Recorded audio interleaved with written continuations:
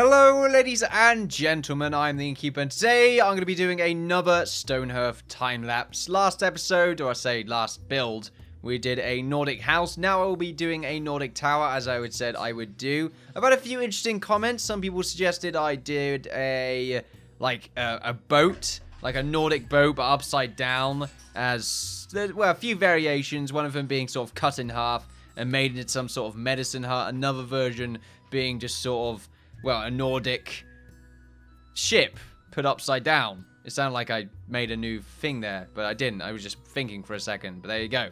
Just a ship put upside down and made into a house, like a little doorway. That was quite interesting. I might do something like that, because that is a little bit of a challenge, making an upside down boat, essentially. It's not something I've done before, so that would be quite interesting.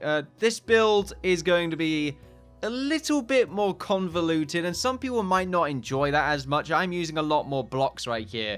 I am using a sort of plus shape, and I'm covering most of that up with blocks in the corners to show a little bit of fortification. You're going to be using, well, I am going to be using the same palette as well, being sort of the darker wood mixed with the more brown looking to define a few more areas, and then the main structure is going to be a mix of the lighter and brighter variants of wood that you would find in the normal builds with the sort of general palette that the game provides to you in Stonehearth. First, there we go. Stonehearth, yeah. For some reason I thought I said Hearthstone there, so I was just correcting myself, but didn't really need correcting and made it a little bit more worse, really. Slightly awkward, but oh well. This should hopefully be a little bit more modifiable, though. So I'm going to make sure it goes up high enough so that I can actually connect it up with walls. I'm going to be using this tower for a variety of different things. One being a normal watch, lookout post kind of thing. Another variant of it being used on walls. And another variant of this tower being used on watchtowers or on the gatehouse is what I was meant to say.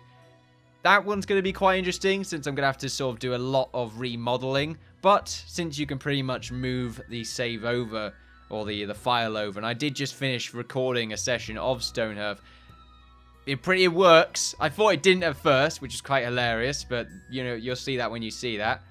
But it works, and it's really good. I say it well. I knew it worked before I tested it, but I thought it went wrong during the session, but it didn't go wrong. It was just me being an idiot. Because, you know, that's normal. Well, yeah, it is normal. It's actually very normal. I'm going to be working on the third layer right here. Also using the normal walls that the game provides to you, just so I can have some windows. I use several layers for this. I don't keep going up. I make a few of my own walls that can't have any windows with them, just because it's easier to do that. A lot less messy. The game has a much lesser chance of breaking, essentially, which is great, I might add. You're probably going to notice a few cuts here and there as well, because I had a few bugs building this tower. For some reason, Alpha 14 really doesn't like you building. I mean, it's like most of the alphas, it doesn't like you building, but this one doesn't really tell you. And by the time you get to the point where you feel like you've finished, the game won't, like, paste it. So, you can't even use the console to bring it to life, essentially. The game will just be like, no, LUA failure. And you're like, why? Why didn't you tell me this before? But there you go. Sometimes as well, you get the occasional bug where you backspace and it will just get rid of a bunch of stuff. I had that during the session as well. You'd backspace a certain amount and it will get rid of just a giant chunk of effort. That was really weird. A little bug right there. I think I went out and back in, so you probably didn't notice that. It's hard to notice, especially since I'm currently... This time lapse is going at about 7 times normal speed. It's a very long video. It's about 1 hour and 30 minutes of building altogether. I'm going to be using the balcony design as well as I've done with the Nordic house. Only I'm going to be doing it on all the sides of the tower, followed by a nice roof design as well, just to top it off. It looks quite nice. I'm trying to add a little bit more detail to this tower. Otherwise, it was just going to look like sort of a boring straight line up, followed by the sort of normal head of the tower, and that would basically be it. So I tried to cover up as much of the base wall as you could possibly cover up, really. So you can see a lot of fortification windows, lots of roofs being put in there. Definitely going for that Nordic design. I didn't try to sort of tip off the smaller roofs there as much as you would see in sort of a Nordic, original Nordic design. just because in a game like Stonehearth it looks really weird. I have a lot of trouble doing that with the roofs. In most games, I pulled it off with the Tree Blossom series, the series we actually didn't get too far in, but the time lapses for those, I pulled it off with the design there. But for some reason, working from going on the tip of the roof is a little bit more of a problem when it comes to making that kind of design. As you can see right there, once again, going for that fortified darker color on the corners, just to fill up lots of space. And it does make it look messy. That's the problem I have with this build. In my mind, I'm just thinking it doesn't need to be this messy, but it is. I'm actually starting to make the top layer now. This tower is higher than the house. I have tested this. You're going to see it at the end of the video, a comparison of the two. This pretty much takes up the other half of the video. It is a 15-minute long video, more than that actually. So the next half is just all this. The reason I don't like this house primarily though is because the roof design could probably do with a little bit more work. You are going to see that. I do try to make it work out, and it's okay. I think it's perfectly acceptable. It just probably could have maybe a few more layers with it.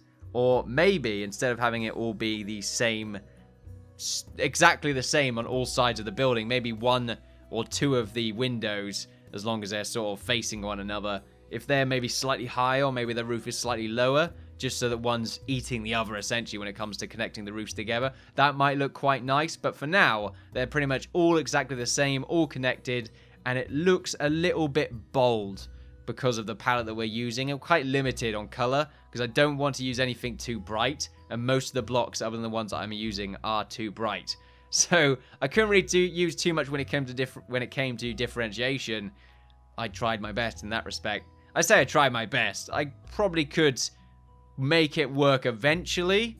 I tried my best with the time that I have. It's probably a better way to say it. Anyway, go back into the comments. Someone said maybe I can make a temple with 2 guard statues and a spear. Some sort of stone spear related to that temple. I'm wondering how that could work. I mean, I should definitely make some sort of temple, but to me, it would probably be a similar design to the normal houses, really. But obviously with, like you said, maybe we'll add some guard statues. Statues is really not my forte. I think I should let everyone know. Then again, I did a fairly okay job with the Sphinx, at least the head of the Sphinx, arguably the most difficult part. I mean, the only problem was the main body, which actually, according to the real-life version, does make sense. Makes a lot of sense, but it's just not aesthetically pleasing like the back of the real-life version. So, really, I was authentic, is the word I would use right there to describe that building. But the bunny Sphinx, I do quite like it. It's very nice. It's very nice. Anyway, don't know why I went in that direction, but okay. Another thing is a Viking castle. I do have an idea for a Viking castle, actually taking some royalties from another design I'm quite fond of. The only problem with it is it's very big. So I don't think it's really going to work. I'm pretty sure the game is not going to allow me to create it. And also it's going to take me a few weeks to actually get it done. So, you know, whether it's going to work out or not, I don't know. You can see me working on sort of the tip. Excuse me, the tip. I need to take a drink of water, apparently. I'm a little bit parched. But yeah, you can see me working on the tip of the roof. This is always the hardest bit for me just because of the way block-based games work. It makes it a little bit difficult because you've got to be quite specific depending on the dimensions of your roof. I try a few different designs. I've eventually come up with something that I do quite like. I think it's okay. I think it works out. It looks slightly like a dragon as well when you get a bit closer, and by that I mean it doesn't at all. I don't know why I even bothered saying that. I'm looking at it right now and I'm like, it kind of looks like an animal, maybe, but not really. I'm worried that I make these things look a little bit too elven. That's the problem I have. I gotta watch out in that respect. Because I guess this tower does look quite elven. Maybe if you change the palette a little bit more. You know, probably involved a few more trees. I don't know. Elves love trees, right, guys? Am I right? I'm not sure if that was a joke or not. I mean, it was just an accurate representation of how elves are portrayed in games. So, there we go. That was, maybe I'm being a, what's the word? I don't know. I am stereotyping. There we go. Maybe I'm stereotyping. Probably am. Actually, I really am. So, there we go. Everyone else is. You're all a bunch of stereotypers. I'm not sure if there's a better word for that, but there we go. There we go. Another person suggested I make a sort of harbour house. That sounds like a good idea. I can imagine making a house, and then just slightly outside of it, there's like a nice little dock with maybe a mini, like very small sort of ship. That might look quite good. I thought I'd pause the video then. Seems like it's fine. I don't want it to be completely out of sync, because I record this on Audacity, and then I'm just watching the other recording on the player. Because it's all sort of little chunks, I can't really watch it in like a media player or anything like that. And I don't necessarily want to just process the entire video, watch that, go back, process it again with the audio. That's just a waste of time. So I'm doing this. There we are. It's fantastic. Still watching me focus more on the roofs. It's pretty much the same design all around. I do have a little bit of a poking bit in the middle right there of the roof. Poking bit. I really could come up with better words than this. I don't know, outdent. There we go. I always say dent, indent or outdent or something like that. There are blocks covering up the corners, let's say, where these roofs would connect. Just to keep the roof a little bit more interesting, add a little bit more depth to the roof. I try a few other designs with the darker color as well. Eventually, actually covering up the middle blocks with the, well, I say darker color, with the more brown, the browner looking brown, I suppose, if you can get brown or brown. I mean, that is a brown or brown, let's be honest. You should be able to see that in a second, though. I'm just sort of adding the, I suppose, skirt for the roof. A nice little chisel, as it were. There we go. There's the sort of little bits and bobs here and there at the corners. I think it's okay. Maybe it's a little bit too much.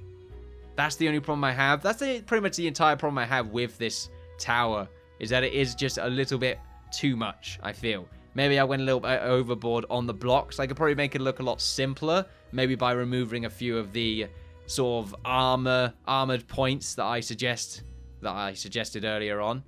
I do try and add those bits, but I'm pretty sure I don't keep them. Or do I keep them? I actually can't remember. Doing a bit of saving right there. There we go. There's a save if you want it. I did the roof first because I think I would rather make sure the roof is going to work out before the middle point. It makes it a little bit more awkward. I say the middle point. Before the base wall of the top layer of the tower. Just because I think the roof is the most important part. It's the bit we're going to see the most of. And also it helps making a nice little sort of bit of curvature to the base of the structure on the top floor right there. As you're probably going to see, I also make another balcony as well. Because for some reason, I've apparently fallen in love with balconies. I always do that anyway. When I can't think of anything, oh, I'll just put a balcony in there. Why not? Look, it's going to help them defensively. You actually can tell that the base right there for the structure is ahead by one extra block. That does look quite nice. I like that effect. You can't really notice it unless someone tells you, obviously. But I say you notice it, but you don't know why that's kind of why you notice it, if that makes sense. There's just something unique about it. You can't necessarily put your finger on unless someone tells you, because you can't really see it, really. But it doesn't look like it's fully connected to the building, and yet it does. Once again, I can't explain it. I don't know what I'm even saying at this point, but I know what I mean. It's just expressing myself is apparently a little bit of a problem. Maybe I need to grab a thesaurus and start just yelling out big fancy words to try and describe myself. That's probably what I've been trying to do for like the last 12 years. So, 12, 11, I think that's an IT Crowd reference. I'm pretty sure it is. I haven't watched that show in a long time. A long time. It's a good one. It's a very good one. Pretty nice. You can see right there, just adding more to the balcony. The second floor balcony does look quite nice, just because it's a lot bigger. And just following the same design all the way through. I'm pretty sure I'm on the last point, actually. There's not too much longer to go on the video. And I don't think I add too much else after these balconies. I think pretty much I'm just going to wait to see what everyone else says about it. I've not used this tower on the last session. So, you know, go nuts, really. It's going to be a while until we actually use this. And I'm not sure what the third building will be next week, if I have time to do a time-lapse next week. Depending, once again, on how big the building is, really. But, it should probably be another house, I imagine. Maybe that harbour house design idea would be a good one. Try and incorporate something with water. The only problem with that is I don't think it usually works out when copying and pasting it. So that might be something that we do, but the harbour part of it is probably going to have to be done in the actual Let's Play. Maybe, though, we make a boat. That might be a cool idea. I could try and make a boat. Once again, it's not really going to work out, but as a time-lapse, that might be cool to watch. Although these time-lapses are pretty much used just to get rid of some building time, which I might add didn't work out anyway, because I still did a lot of building on the last session. Still, didn't work out as well. It was a little bit of a shame. The building bugged out, essentially. But it looked good, and it showed you a little bit more in-depth look at how I'd like to build things. But there we go. That's the watchtower right there, without the Nordic house. You're going to see that in the next clip. It looks quite nice, especially with the pine trees you saw a second ago. Sort of over it, as it were. It's quite towering, which is the whole point. It is, of course, a tower. It is a decent height. You can pretty much mask the entire base of the tower as well with all these fortification blocks, as it were. And there's a straight up line as well from the base all the way up, and it goes inside the tower, showing a good amount of support as well, which is what I like to see. I try to make things look relatively realistic, even though the roof is not realistic.